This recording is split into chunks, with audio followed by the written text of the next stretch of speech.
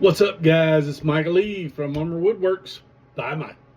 Hey, I want to go over some things today with you. The importance of using a tape measure, not just using a tape measure, but why it's important to use the same one every time when you're custom building furniture or anything you're custom building. You're not in rough carpentry.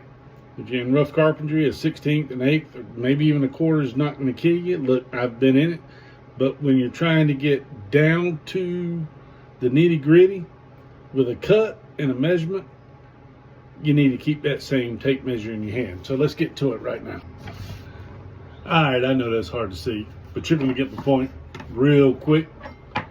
But the importance of using the same tape measure when you're building is, if you can't see, maybe you can pause the video and show it in. But these are about a 30 seconds of an inch off.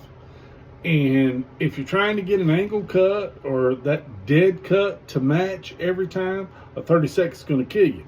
So using the same tape measure every time, which I like to use this one over here, the black one, just because I can see it better. I'm getting old. But using that same tape measure every time is going to help you make more accurate cuts. And it's going to minimize mistakes. And that's the key when you're building custom furniture, is minimizing mistakes.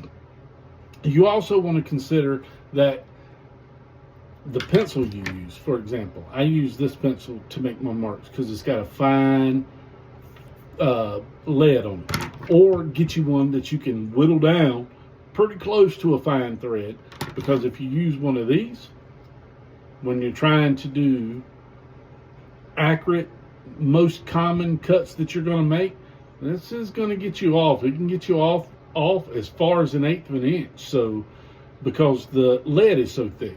So make sure you're using a fine lead pencil, or whittling you one down to a sharp point, and use the same tape measure every time. Because ultimately, accuracy is the key if you want to build quality furniture that you can sell online.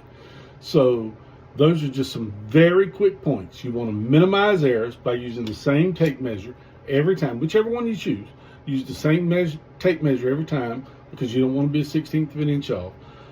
You don't want variance like you've got right here between this one and this one. And the key point of all of this is getting comfortable with your tape measure. You got to learn how to read them. If you don't,